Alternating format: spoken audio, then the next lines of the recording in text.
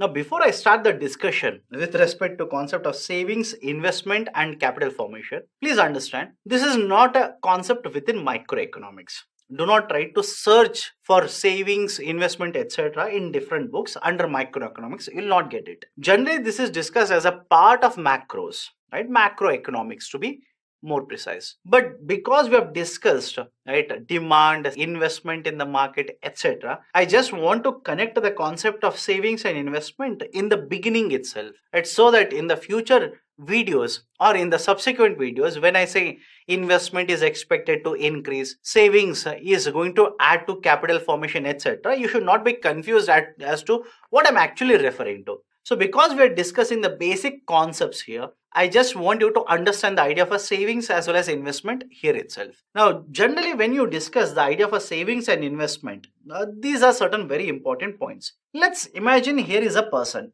Okay, here is a person XYZ. Follow the sequence, then we'll try to understand what is the meaning of each one of the terminologies. This particular person XYZ, imagine he has earned 100 rupees. Now, rather than using the term 100 rupees or earnings, in the books they'll use the term disposable income. Okay, they'll simply use the term disposable income. Now, what do you mean by the term disposable income here? Disposable income basically refers to that part of the income which is available to, let's say, a person after taking care of all the deductions that are required. For example, he has to pay taxes to the government. So out of 100 rupees, if he makes a payment of tax to the government, whatever is left out can be referred as a disposable income. Now, in this particular context, let's assume his disposable income is 100 rupees. Okay, he has paid whatever liabilities are there towards the government. He is left with a disposable income of 100 rupees. Now, this particular 100 rupees, let's say out of this, he will use a 40 rupees for immediate consumption. Okay, he will use a 40 rupees for immediate consumption. What do you mean by immediate consumption? He will use 40 rupees for food, travel, clothing, etc. So if you take out this particular 40 rupees, which is an expenditure part here, what you are left out with 60 rupees, and this particular 60 rupees is savings. This particular 60 rupees is savings. First point. Second very important point, the same what we have discussed right now can be given in the form of a formula, and that particular formula is the savings is equal to the income minus expenditure. And when I'm saying income here, I'm referring to disposable income. Okay, so savings is equal to the income minus expenditure. That is the second very important point. Third, go back to the original discussion or the starting point of discussion in case of the economics. I've stated that in any economy, such as Indian economy, there are three very important participants.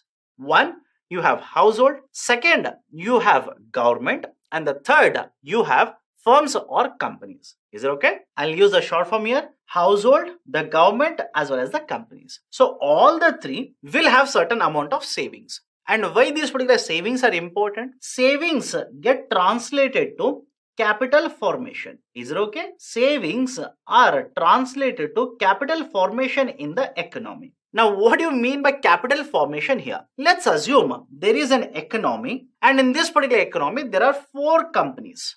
Okay, 4 manufacturers are there, and all the 4 manufacturers put together have 10 machines. Is it okay? They have 10 machines. Now, if in addition to these particular 10 machines, if they purchase 2 more machines, total number of machines will be how much? 12. And these particular machines are basically nothing but, okay, these are nothing but assets in an economy. What do you mean by asset? Asset refers to anything which will have certain value. We will store the value or wealth in certain form, and this is referred to as an asset.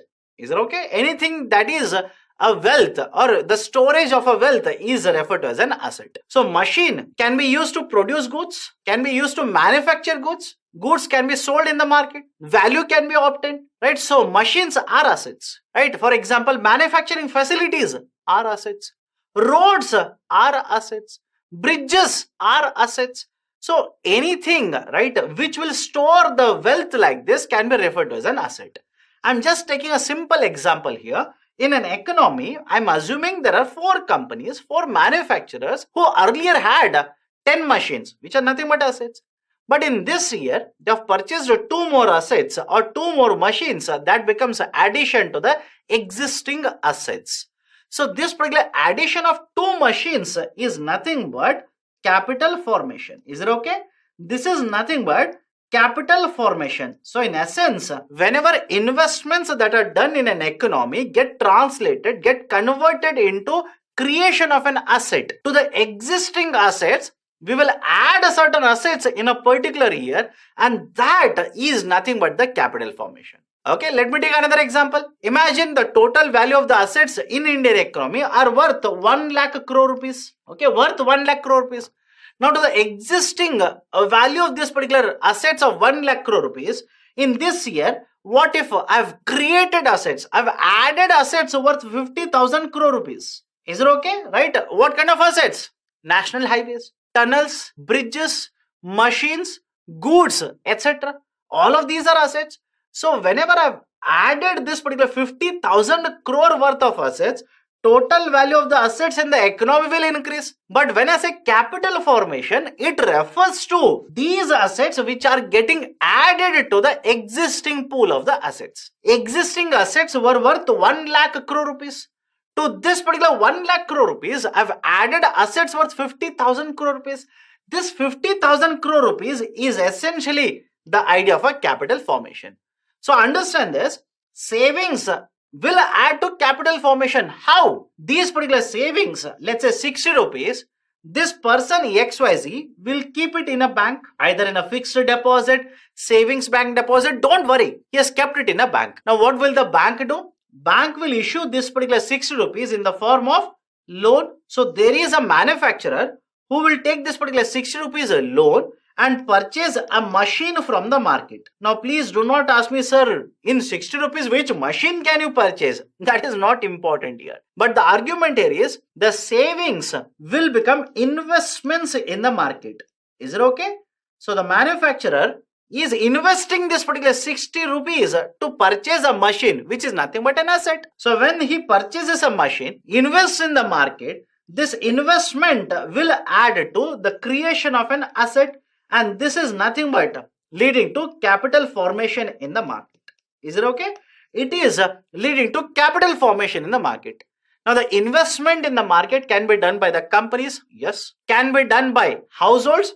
Yes, like this. Can be done by the government. Yes. So the total investment that is done in an economy could be coming from the households, could be coming from the government, could be coming from the companies or corporates or firms. But within these particular corporates, again you will have two divisions. One which is the investment which is coming from the domestic sources. Imagine a company such as Tata, Infosys, etc., which are present in India, investing in India. That is the investment which is coming from the domestic source itself.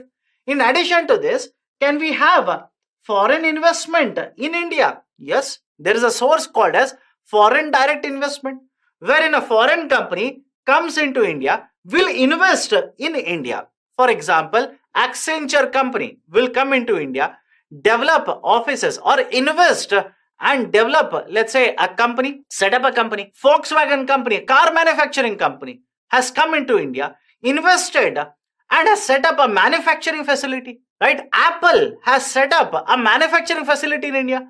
So don't you think the foreign companies will come into India, invest in India, which will add to the capital formation in the domestic market? So these are certain very, very important points. So higher the savings, it will lead to higher investment, and higher investment is associated with capital formation. And generally the capital formation, right, is represented in the form of GCF, gross capital formation. And the formula for gross capital formation is what is the total amount of investment done in a particular economy divided by the value of a GDP into 100. Okay, the amount of investment done, right, in an economy divided by the value of GDP. GDP stands for market value of goods and services in a particular country, right, into 100. Let's take a simple example. Imagine in India, the total value of investment done is to the tune of 40,000 crore rupees. Okay, and the value of a GDP is, let's say, 1 lakh crore rupees. Then in simple terms, the gross capital formation will be at 40% for Indian economy. Right? So generally there is no fixed number. There is no standard number for gross capital formation. The argument here is whenever the gross capital formation is somewhere in the range of 40%, that number is preferable. Now what has happened in case of India? What is the situation in case of India? First very important point. Of the three participants or economic agents, that is the government, the private sector, that is the firms or companies, as well as the households. Majority of the savings actually comes from the households. Is it okay? Remember this. There are three entities or three agents. All the three put together will have certain domestic savings. But out of this, majority of it comes from the households themselves. Right? Generally to the extent of around 60 to 70% of the savings actually comes from the households. Generally these particular numbers of savings, investment, capital formation, etc. are given as a percentage of GDP. Is it okay? These are given as a percentage of GDP. And when I say gross capital formation is 40%, it simply means 40% of GDP. So understand the logic here. Whatever is the capital formation in case of Indian economy, out of the savings, majority of the savings to the extent of 60 to 70% is coming from households itself. And that is the precise reason why the savings in the households is very, very important. If the household savings are coming down, that will have an impact on the investment scenario in India. If the household savings starts increasing, it is expected to lead to higher capital formation in India. That is the importance of household savings. First point. Second very important point. In case of the savings, again there are two types. One is financial savings, which is very, very important. And the second one is physical savings. Okay, one is financial savings and the second one is physical savings. Now, what is the importance of both of them? Financial savings are generally associated with investments in the market, creation of assets in the market. And that is the precise reason financial savings are very, very important. Whereas physical savings, for example, investment in real estate assets, investment in gold, these are not generally considered to be favoring capital formation in an economy. So out of these two savings, you need to have more and more financial savings compared to physical savings, right? So whenever a household's savings, most of them become physical savings, that will add to stress or concern for the government of India. So you need to ensure that from the household savings, majority of it are in the financial savings rather than being in the physical savings. Done. That is second very important point here. Now the third very important point, the gross capital formation generally is divided into two parts. Okay, the gross capital formation is generally divided into two parts. One, assets such as infrastructure are referred to as a gross fixed capital formation, and assets such as stocks or inventories are referred to as a stock. And please understand, both of them are assets. No doubt, both of them are assets. Right? For example, let's assume here is a manufacturer B. He has taken, let's say, a loan from the market. Using this particular loan, can he purchase a machine from the market? Yes. Using this, can he construct a new manufacturing facility? Yes. Using this, can he manufacture goods and services in the market? Yes. And using all of them, right? All of them are nothing but the assets itself. Right? Some are mobile assets, some are immobile assets. But the argument here is some of the assets related to infrastructure, related to manufacturing facility, roads, national highways, ports, etc. These are clubbed under the concept of gross fixed capital formation. And the other part of the GCF is basically stocks. Is it okay? For example, the raw materials which are held in the manufacturing segment, the inventories which are stored, or the change in the inventories which are stored, right, in the warehousing, etc. Right? So the sum total of gross fixed capital formation as well as the stocks will give you total gross capital formation. So this is a basic discussion with respect to the savings, investment as well as capital formation. Now what has been the situation in case of India? Post 2000, especially post 2003 and 4, the gross capital formation or GFCF, which is the most important component within the GCF, has kept on increasing. As a percentage of GDP, at one point of time, it hit around 35 to 36% of GDP, the highest in the last 2 decades. After that, because of the crisis in the global market, the gross capital formation as well as GSCF started declining in case of India. But in the recent times, again it has started picking up. But generally, the gross capital formation lies somewhere in the range of 30%, which is considered to be suboptimal for Indian economy. You need to have much higher gross capital formation to the level of around 40% of GDP. So these are some of the very important points with respect to concept of gross capital formation. And that is the end of the discussion with respect to the introduction of economics, wherein we have discussed certain very important concepts within the microeconomics. And then we have discussed the concept of a savings, investment, as well as capital formation. Okay, thank you.